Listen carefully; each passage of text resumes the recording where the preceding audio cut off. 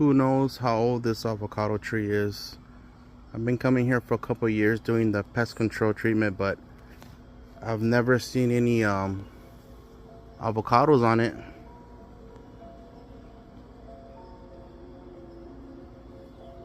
Big trunk.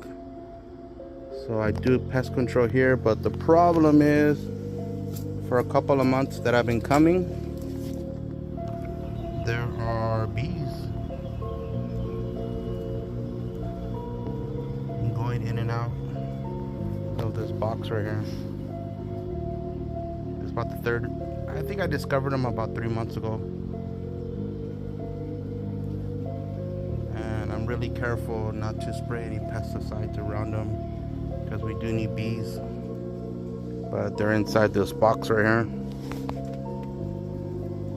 Homeowner doesn't know.